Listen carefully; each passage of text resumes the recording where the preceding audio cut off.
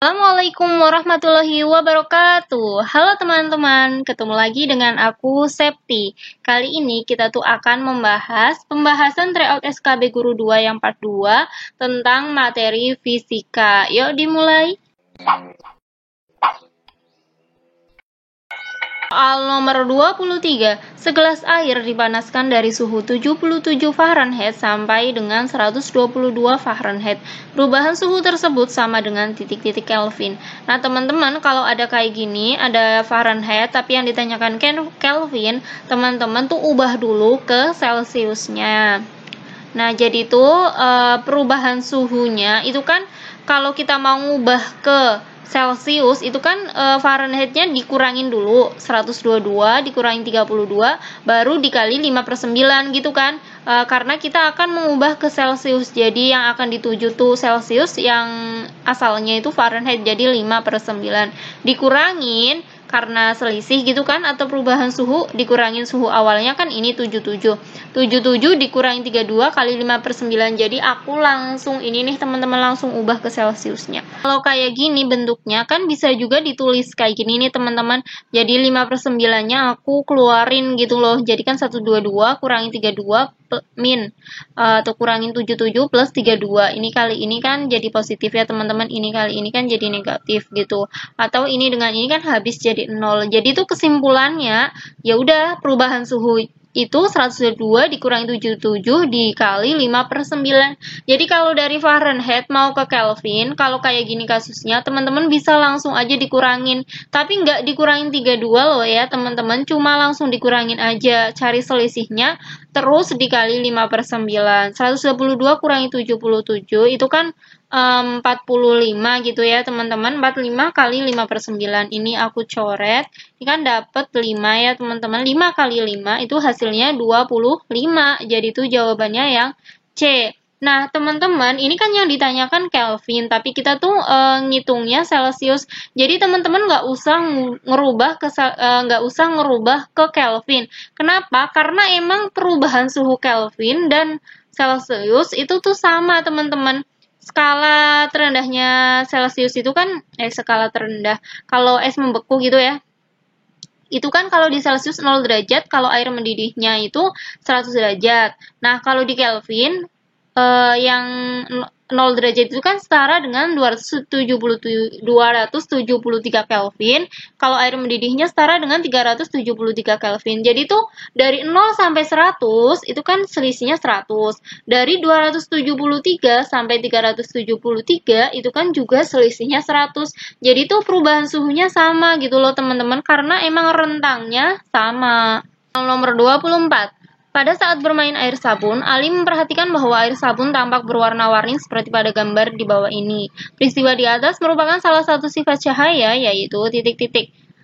A. Interferensi, perpaduan dua gelombang. B. Difraksi, itu pelenturan gelombang ketika melewati celah.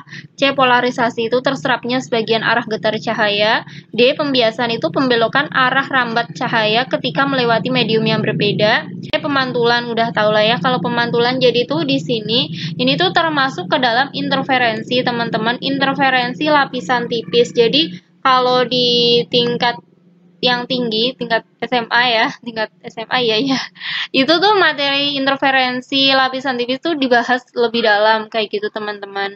Soal nomor 25, sebuah benda setinggi 5 cm terletak pada jarak 15 cm di depan cermin cembung yang memiliki jari-jari kelengkuan cermin 20 cm. Jarak bayangan dan sifat bayangan benda adalah titik-titik. Nah teman-teman, ini cermin cembung ya teman-teman, jadi kita cari dulu tuh apa sih jarak bayangannya.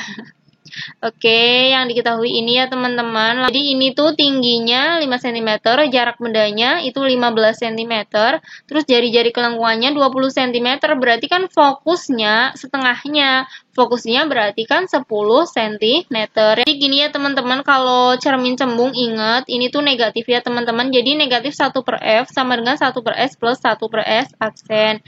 Negatif 1/S 1/F. Terus ini aku pindah, dikuranginnya jadi 1/S sama dengan 1/S aksen. Oke, negatif 1/10 kurangin 1/15, ini ya jarak bendanya, sama dengan 1/10 S aksen. Nah, kita samakan penyebutnya, itu kan jadi 30 antara 10 dengan 15 KPK ya. Nah, terus ini 10 jadi 30 kan kali 3, ini kali 3, 15 jadi 30 kali 2, kali 2.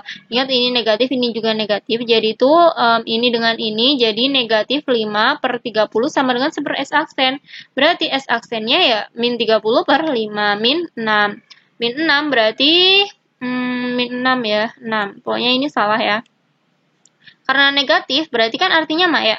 Berarti ini jelas salah. Berarti tinggal C atau E. Ingat teman-teman, kalau di cermin cembung itu cuma ada satu sifat bayangan, yaitu maya, tegak, diperkecil. Jadi itu jawabannya yang E. Jadi teman-teman bayangin aja di spion. Di spion itu kan bendanya itu kelihatan lebih kecil. Terus kepalanya tetap di atas gitu kan. Kalau kita ngelihat ke spion, kepalanya orangnya tetap di atas, nggak jadi di bawah gitu kan. Terus bayangannya atau benda yang di belakang kita tuh kelihatan di cermin, berarti itu artinya maya gitu teman-teman. Jadi ingat maya, tegak, diperkecil. Soal nomor 26. Perhatikan kegiatan berikut ini. 1. Air di dalam plastik dimasukkan ke dalam lemari pendingin hingga menjadi es. 2. Mentega dipanaskan di atas wajan. 3. Harum kapur barus tercium dari almari pakaian. 4. Titik embun air memburamkan kaca mobil saat hujan. Jenis perubahan wujud yang melepaskan kalor adalah titik-titik. Yang mana nih teman-teman? Kalau nomor 1 itu melepaskan kalor ya teman-teman, yang jelas lah ya kan air dimasukin ke lemari pendingin jadi es gitu kan, berarti melepaskan kalor, dia kan suhunya turun, suhu airnya. Mentega dipanaskan berarti kan butuh kalor, kalau misalnya nggak dipanasin ya nggak bisa mencair ya. Nah, mentega dipanaskan di atas wajan itu kan pakai kompor gitu ya, ya jelas lah ya, itu memerlukan kalor, suhunya itu naik gitu kan.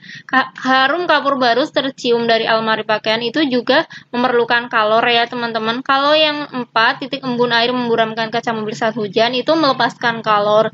Jadi itu jawabannya yang mana? Yang melepaskan kalor itu berarti 1 dan 4. Jawabannya itu yang C. Soal nomor 27. Metode yang digunakan untuk memisahkan garam dari air laut pada proses pembuatan garam adalah titik-titik. A. Filtrasi, B. Sublimasi, C. Evaporasi, D. Destilasi, atau E. Kromatografi. Kalau filtrasi itu tuh nama lainnya penyaringan ya teman-teman. Itu metode pemisahan campuran berdasarkan ukuran partikel. Jadi tuh contohnya misahin pasir dan tanah, itu kan ukuran partikelnya beda ya, ukurannya tuh beda. Kalau sublimasi itu bendanya dibiarkan menyublim dan didinginkan. Nah, itu digunakan untuk memisahkan kapur barus dengan pasir gitu. Evaporasi itu menguapkan pelarutnya. Contohnya pemisahan garam dari air laut. Jadi menguapkan pelarutnya. Jadi nguapin si air laut itu. Kalau destilasi itu pemisahan berdasarkan perbedaan titik didih. Contohnya memisahkan antara alkohol dan air. Kromatografi itu pemisahan berdasarkan perbedaan kecepatan perambatan pelarut pada lapisan tertentu. Nah, ini tuh contohnya pemisahan warna dalam tinta. Nah, di soal itu kan memisahkan garam dari air laut. Ya udah, berarti jelas yang C. Evaporasi. Soal nomor 28. Berikut ini yang tidak termasuk bahaya sering terkena sinar gamma adalah titik-titik. A. Masalah kesuburan reproduksi, ini termasuk bahayanya. B. Ketidakstabilan hormon, ini juga termasuk. C. Menyebabkan kemandulan, ini juga termasuk. D. Kanker kulit, itu enggak. Ini tuh bahaya dari sinar UV. Soal nomor 29. Gerhana matahari total terjadi pada saat titik-titik. Nah, kalau gerhana matahari itu terjadinya hanya ketika bulan apa teman-teman? Bulan baru. Jadi bukan bulan purnama ya, yang ada purnamanya itu salah. Jadi itu antara C dan A. Nah, ini total berarti umbra bulan menutupi sebagian permukaan bumi. Jawabannya itu yang C. Kalau yang penumbra itu kan gerhana matahari sebagian. Soal nomor 30. 3 buah lampu yang masing-masing memiliki hambatan sama besar dipasang seri dan dihubungkan dengan sumber tegangan sehingga menjadi rangkaian tertutup. Hambatan penggantinya 1,5 ohm dan kuat arus yang mengalir 0,5 ampere. Bila hambatan dalam sumber tegangan 0,5 ohm, maka besar sumber tegangan yang digunakan dan hambatan tiap lampu adalah titik-titik. Nah, teman-teman, kalau hambatan pengganti itu sama dengan hambatan total. Jadi, ini ya teman-teman, di sini di sini itu kan rangkaiannya seri, ada 3 lampu, berarti kan hambatan totalnya R plus R plus R gitu kan, atau sama aja 3R. Nah, itu 1,5 ohm, berarti hambatan tiap lampu atau R-nya itu kan 1,5 bagi 3, hasilnya 0,5. Jadi itu hambatan tiap lampu 0,5, ini jelas salah, ini salah ya.